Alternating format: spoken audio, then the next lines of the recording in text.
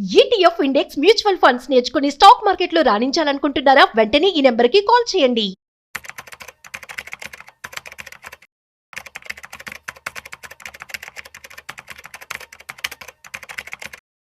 నమస్తే, welcome back to Suman TV. ప్రస్తుతం మనతో పాటు ఉన్నారు స్టాక్ మార్కెట్ అనలిస్ట్ సుందరరామరెడ్డి గారు.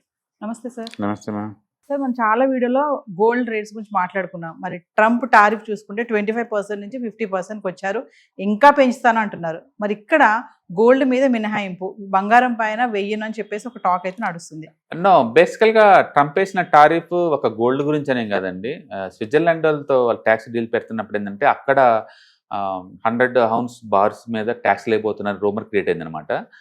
అందుకని స్విట్జర్లాండ్ యాక్చువల్గా గోల్డ్ ఎక్కువ ప్రాసెసింగ్ జరిగే హబ్ అనమాట. స్విట్జర్లాండ్ ప్రపంచం మొత్తం అక్కడి నుంచి గోల్డ్ ఎక్కువ పోతూ ఉంటుంది అనమాట. అక్కడ గోల్డ్ బార్స్ మీద పర్టికులర్గా 100 గ్రామ్స్ గోల్డ్ బార్స్ మీద ట్యాక్స్ చేస్తున్నాడని రూమర్ వచ్చింది. దాంతో గోల్డ్ ఒకసారి స్పైక్ అయింది అనమాట. తర్వాత క్లారిఫికేషన్ ఇచ్చారు, మేము అలాంటి స్పెషల్గా గోల్డ్ మీద మేము ట్యాక్స్లు ఏమి వేయట్లేదని. అందుకని అమెరికా సంబంధించి కదా, అమెరికా గోల్డ్కి అంత హబ్ ఏం కాదండి. ఇప్పుడు ఏషియన్ మార్కెట్స్కి దుబాయ్ హబ్, అండ్ ప్రపంచం మొత్తానికి స్విట్జర్లాండ్ హబ్ అంతే. అమెరికా అంత పెద్దదేం కాదు, నార్మల్ది అది. కాబట్టి ట్రంప్ టారిఫ్ పుణ్యం అంటూ కాదు అది. ట్రంప్ టారిఫ్ వల్ల వచ్చిన సైడ్ ఎఫెక్ట్స్ వల్ల వరల్డ్ మార్కెట్స్ మొత్తం అన్సర్టనిటీ గురైనాయి. ఆ అన్సర్టనిటీ వల్ల గోల్డ్కి డిమాండ్ పెరుగుతుంది అనమాట. ఎప్పుడైనా గోల్డ్ పెరుగుతుంది అంటే ఒకటే రీజన్ అండి, ప్రపంచవ్యాప్తంగా అన్సర్టనిటీ రన్ అవుతుంది అనమాట. సో అన్సర్టనిటీ ఆగిపోతే గోల్డ్ డ్రాప్ అవుద్ది ఆటోమేటిక్గా, గోల్డ్ ఆటోమేటిక్గా డ్రాప్ అవుద్ది. అయితే అందరూ అంటున్నట్టు గోల్డ్ టూ మచ్గా డ్రాప్ అవుద్ది అంటే లేదు. ఎందుకంటే ఈసారి సెంట్రల్ గవర్నమెంట్స్ కొంటున్నాయి, వరల్డ్ వైడ్గా అన్ని బ్యాంక్స్ కొంటున్నాయి. ఎవ్రీ మంత్ మీరు డేటా కనుక చూసుకుంటే ప్రతి బ్యాంక్ ఎంతకంత యాడ్ చేసుకుంటూ పోతూనే ఉంది. అందుకని డ్రాప్ అంటూ అవుతుంటే సెంట్రల్ బ్యాంక్స్ కొంటా ఉంటాయి. రెండోది వరల్డ్ వైడ్గా డీడాలరైజేషన్ జరుగుతుంది. డాలర్ బదులు అందరూ గోల్డే కొంటున్నారు, సెంట్రల్ బ్యాంక్స్ కూడా గోల్డే కొంటున్నాయి. కాబట్టి అది సపోర్ట్ ఉంటుంది. అంటే ప్రస్తుతానికి చార్ట్ చాలా స్ట్రాంగ్గా ఉంది, all time high ready to breakout అనమాట. ఇంకోసారి మనం చూసుకుంటే లాస్ట్ 1 yearలోనే ఆల్ టైమ్ హై కనీసం ఒక 20 మాటలు బ్రేక్అవుట్ అయింది. అంటే అంతగా స్టాక్లు చాలా స్ట్రాంగ్గా ఉన్నాయి అనమాట. అందుకని డ్రాప్ అయ్యే ఛాన్స్ లేదు. అదే టైంలో వరల్డ్లో ఈ అన్సర్టనిటీ ఇప్పుడల్లా ఆగేదిలాగా లేదు. అంటే ఇంకోసారి ఇప్పుడు Trump and Putin meeting, next meeting మస్కోలో ఉంటుందంట. ఎప్పుడు ఉంటుందో మనకే తెలియదు. బట్ ప్రస్తుతానికైతే ఈ టారిఫ్ గొడవ అనేది 2-3 వారాలు ఆగిపోద్ది అనమాట. కాబట్టి ఈ 2-3 వారాలు గోల్డ్ కొంచెం సాఫ్ట్ అయ్యి ఒక 2-3% డ్రాప్ అయ్యే ఛాన్స్ ఉంది. అలాగని కొలాప్స్ అవ్వదు. ఇండియాకి సంబంధించి 1 lakh చుట్టూ నడుస్తుంది గోల్డ్ అంతే. కొంతమంది అంటున్నారు సార్ 70 వరకు వచ్చేస్తుంది అంటున్నారు. మరి ట్రంప్ తీసుకునే ఏవైతే డెసిషన్స్ ఉంటాయో, క్విక్ డెసిషన్స్, అవి కొన్ని ఇంప్లిమెంట్ అవుతాయని కూడా అంటున్నారు. చూస్తున్నాం మనం కొన్ని. ఇన్ కేసు చెప్పినటువంటి బంగారం పైన టారిఫ్ ఉండదు అంటున్నారు కదా, టాక్ వచ్చింది. ఇది కనుక ఈ నిర్ణయం కనుక ఇంప్లిమెంట్ అవితే మరి బంగారం ఎంతవరకు పడిపోతుంది? ఏముండదు, పడిపోవడం అంటే జరగదు. ఎందుకంటే అమెరికా వాళ్ళు గోల్డ్ బిజినెస్ లో నథింగ్ అండి, వాళ్ళ రోల్ నథింగ్ అది. అందుకని వాళ్ళ వల్ల పడిద్దని అనుకోవట్లేదు. గోల్డ్ అనేది వరల్డ్ వైడ్ ఉన్న అన్సర్టనిటీకి గుర్తుంది. లాస్ట్ ఇయర్ ఆల్మోస్ట్ 45% గోల్డ్ పెరిగిందంటే ప్రపంచవ్యాప్తంగా ఈక్విటీ మార్కెట్ ఎంత స్ట్రెస్కి గురైందో టెంపరీగా అర్థం అనమాట, దాని మీనింగ్ అంతే. అండ్ ఎవ్రీ ఇయర్ గోల్డ్ నుంచి ఆ రిటర్న్స్ మనం ఎక్స్పెక్ట్ చేయలేము. బట్ ట్రెడిషనల్గా నిఫ్టీ ఎంత మూవ్ అయితే ఎంత రిటర్న్స్ వస్తుందో అంటే గోల్డ్ కూడా అంతే ఈక్వల్గా వస్తుంది. కాబట్టి నిఫ్టీ రిటర్న్స్ యావరేజ్ మీద 12% దాకా ఉంటుంది. మీకు ఎక్స్పెక్టేషన్ 12 కావాలి అనుకుంటే కనుక గోల్డ్ ఎప్పుడైనా తీసుకోవచ్చు. 12% కావాలనుకుంటే ప్రతి ఎసెట్కి సైకిల్స్ ఉన్నట్టే గోల్డ్ కూడా సైకిల్స్ ఉంటాయి.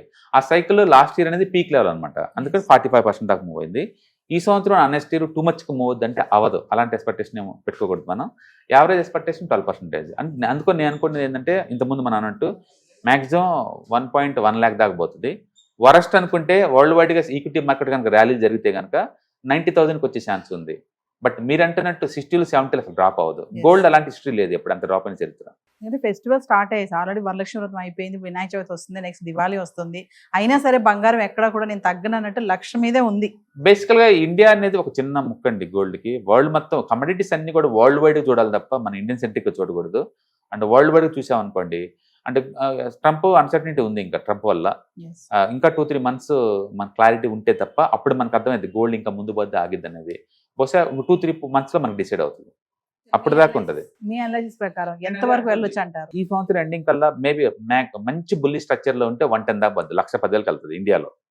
అండ్ ఒకవేళ ట్రంప్ టారిఫ్ని తగ్గించి ఇండియా మీద, చైనా మీద కూడా తగ్గిస్తున్నాను, ఇంకా ఇంతకన్నా టారిఫ్స్ వారి ఏమి ఉండదు అని డిక్లేర్ అయింది అనుకోండి, గోల్డ్ ఖచ్చితంగా డ్రాప్ అవుతుంది. బట్ మీరు అన్నట్టు 60-70 కాదు, బిలో 1 lakh 95, 99 అట్లా వచ్చి 90 దాకా అవుతుంది. నేను అనుకున్న రేంజ్ అంటే దగ్గర కిందకు వస్తే 90, పైకి వెళ్తే 1,10,000 అనుకుంటాను. ఈ రేంజ్ లో ఉంటుంది. ఎక్కువ ప్రాబిలిటీ 1,00,000 దగ్గర రొట్టె అవుతుంది నెక్స్ట్ 1 or 2 years వరకు కూడా. సో ఫైనల్ మరి కమింగ్ టు ఇన్వెస్ట్మెంట్ పరంగా చూసుకుంటే ఈ టైం కరెక్ట్ అంటారా గోల్డ్ పైన?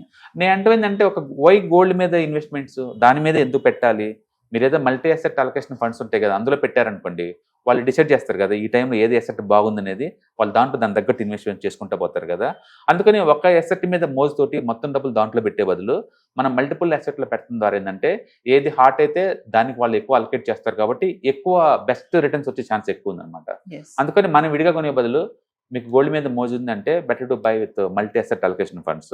లేదంటే ఈక్విటీ అనుకోండి, మోర్ వాలిటిలిటీ అయినా సరే తక్కువ రేటుకి వస్తాయి కాబట్టి మోర్ పెరిగినప్పుడు అమ్మేసుకోవచ్చు కాబట్టి అది ఈజీ అనమాట. అంతే. లేదా ఎక్స్పెక్టేషన్ నీకు 12 అనుకున్నప్పుడు కొనుక్కుంటూ పోవచ్చు ఎవ్రీ మంత్. తగ్గితే 90, పెరిగితే 1,10,000 నెక్స్ట్ 2 years వరకు అదే రేంజ్ లో ఉంటుందని నేను అనుకుంటున్నాను. హాయ్, మార్కెట్స్ చాలా వాలటిలిటీ ఉన్నాయని భయపడుతున్నారా? మార్కెట్ ఆల్ టైమ్ హైలో ఉందని దూరంగా ఉండాలనుకుంటున్నారా? ఏది రైట్ టైం మార్కెట్లో ఎంటర్ అవడానికి, ఏది బెస్ట్ టైం మార్కెట్లోంచి బయటకు పోవడానికి తెలుసుకోవాలనుకుంటున్నారా?